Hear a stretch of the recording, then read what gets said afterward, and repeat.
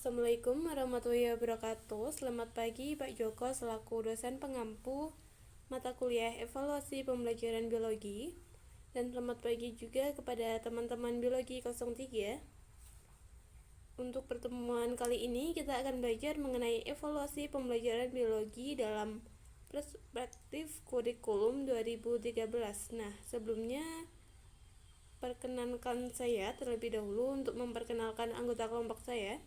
Yang pertama ada saya sendiri, Putri Ayu Widyastuti, dan yang kedua ada Rosida Saharani Putri. Nah, ini ada cakupan materinya. Di sini ada 2 subtopik. Yang pertama kita akan belajar mengenai teori pendekatan saintifik, dan yang kedua kita akan belajar mengenai pendekatan saintifik dalam pembelajaran. Teori pendekatan saintifik. Apa sih itu teori pendekatan saintifik? Nah, pendekatan saintifik adalah proses pembelajaran yang mengupayakan agar peserta didik dapat secara aktif mengkonstruksi konsep, hukum, atau prinsip melalui tahapan-tahapan mengamati dalam rangka mengidentifikasi atau menemukan masalah, merumuskan masalah, mengajukan atau merumuskan hipotesis, mengumpulkan data dengan berbagai teknik, menganalisis data dan menarik kesimpulan, dan mengomunikasikan konsep, hukum, atau prinsip yang ditemukannya.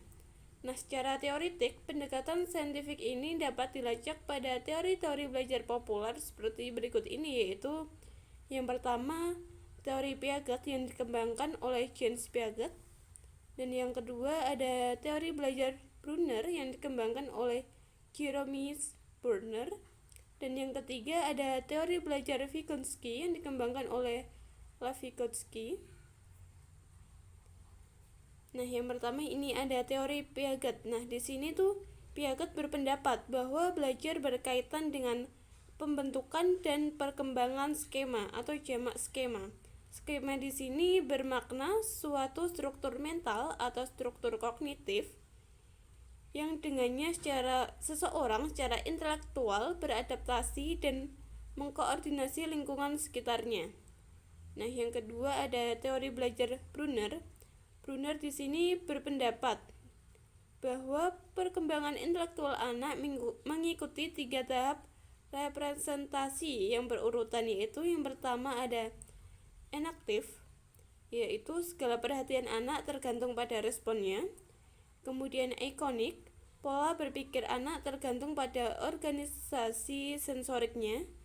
Dan yang ketiga simbolik, anak telah memiliki pengertian yang utuh tentang sesuatu hal sehingga mampu dalam mengutarakan pendapatnya dengan bahasa ya. Dan yang ketiga ada teori Vygotsky. Beliau berpendapat bahwa pembelajaran terjadi apabila peserta didik bekerja atau belajar menangani tugas-tugas yang belum dipelajarinya, namun tugas-tugas itu masih berada dalam jangkauan kemampuannya. Nah, merujuk kepada teori-teori yang dikembangkan di atas, dapat ditarik benang merah bahwa pembelajaran dengan pendekatan saintifik sekurang-kurangnya memiliki 4 karakteristik pokok, yaitu yang pertama, berpusat pada peserta didik, dan yang kedua, melibatkan keterampilan proses sains dalam mengkonstruksi konsep, hukum, atau prinsip. Yang ketiga, melibatkan proses-proses kognitif yang potensial dalam merangsang perkembangan intelek, khususnya keterampilan berpikir tingkat tinggi siswa.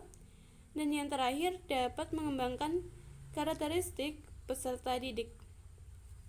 Nah, untuk slide selanjutnya akan dilanjutkan oleh rekan saya. Silakan Mbak Rosida. Selanjutnya, penerapan pendekatan saintifik dalam proses pembelajaran. Untuk menerapkan pendekatan saintifik dalam proses pembelajaran menuntut adanya perubahan setting dan bentuk pembelajaran tersendiri yang berbeda dengan pembelajaran konvensional, misalnya melalui pendekatan saintifik yang sudah populer seperti metode problem-based learning, project-based learning, inquiry, group investigation, dan lain-lain.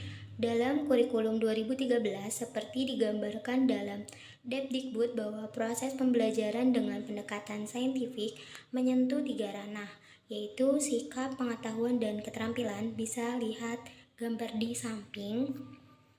Pendekatan saintifik dalam pembelajaran sebagaimana dikonsepkan oleh Kemendikbud tahun 2013 meliputi komponen mengamati, menanya, mencoba, mengolah, menyajikan, menyimpulkan, dan mencipta untuk semua mata pelajaran.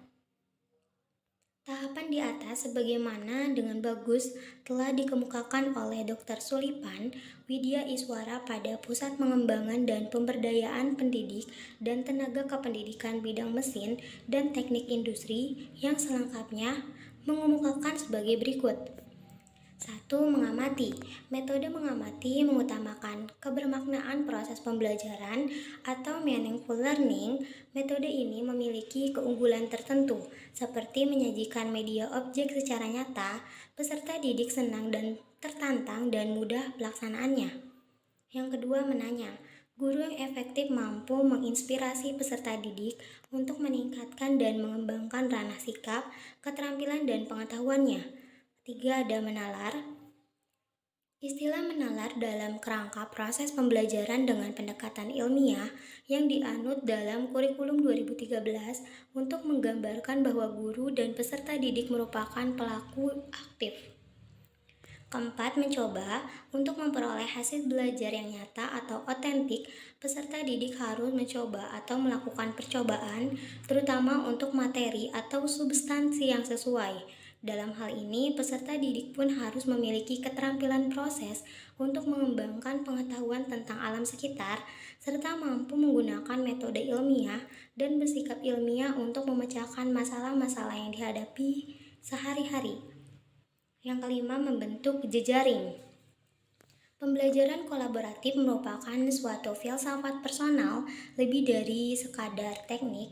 Pembelajaran di kelas-kelas sekolah, kolaborasi esensinya merupakan filsafat interaksi dan gaya hidup manusia yang menempatkan dan memaknai kerjasama sebagai struktur interaksi yang dirancang secara baik dan benar untuk memudahkan usaha kolektif dalam rangka mencapai tujuan bersama. Terima kasih.